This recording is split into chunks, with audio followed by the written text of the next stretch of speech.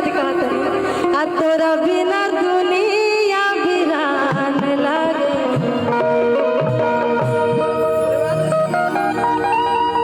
हम एक sad song सुनाएंगे आप लोगों को विजय चाचा। अब पूर्वी लास्ट में दूगो सुनाई लेकिन एगो सैड सॉन्ग याद आई बा। बाकी जब हेमा जी मंच पर बानी करीना जी बानी गीत सुनल जाओ प्रेम पूर्वक सम्मान पूर्वक। हाँ ठीक बा रहे चलिए होके हम एगो सुना के अपन समाप्त कर देते। ना ना पहले हमने के समाप्त सामने आ हमने के कुछ दूर पर हुआ बानी तो ठीक नहीं लागत ना। दूर पर दिल से नहीं के कुछ सोच के बानी ऐसे कि दिल में राहुल गायकी के क्षेत्र में सम्मान भये से बानी तो गा देती है ये कब कब बाह खींच लगती है तो उनकर वैसन परफॉर्मेंस बा कि गीत संगीत में होला दूर बानी गीत संगीत हो। ना ना भाई लोग के डिमांडो बा अगर सैड सॉन्ग के तो खुद एगो इच्छा बा लइकिया कहतिया कि बिरहा वियोग में तू जाने लगना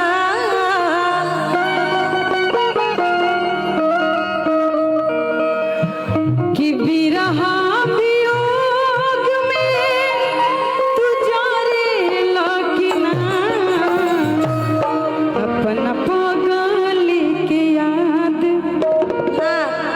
अपना पगल के याद तू करेला कि ना।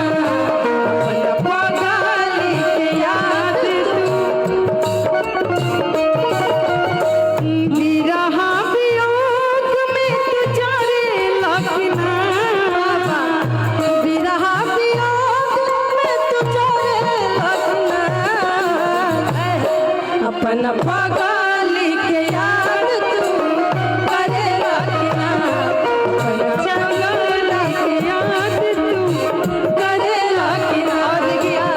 भैया टाइम हो गई बा कहे के बा जैसे मारता नहीं वैसे मारे लखना। जैसे मारता नहीं वैसे मारे लखना।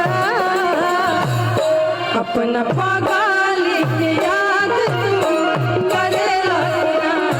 अपना चंदा कहे के बा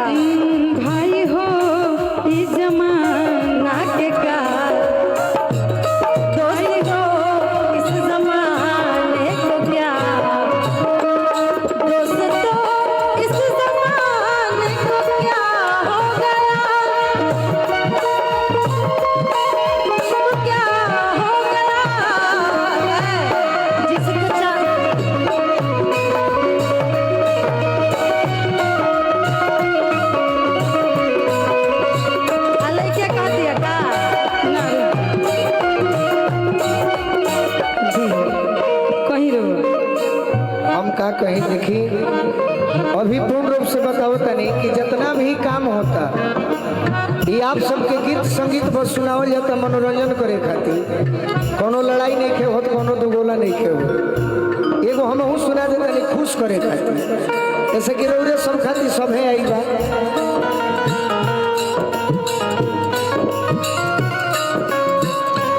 कि आज ना तो काल मिलबू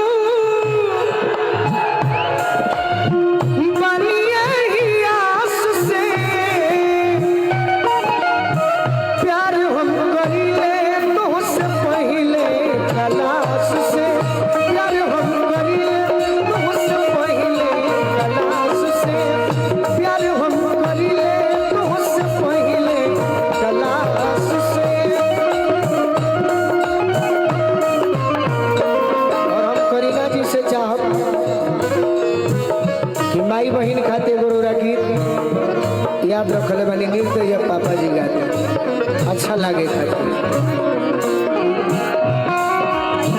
हाँ हाँ ये तो हम कहीं भी करब लेकिन हम गीतिया पूरा कर ली सैड सॉन्ग भैया लोग के डिमांड है।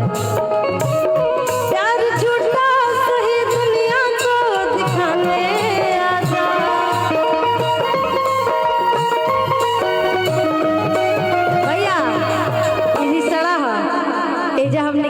बचपन से बड़ एजे भइल बनी जा, बहुत कुछ याद बा एजे से, हमने याद जुड़ल बा।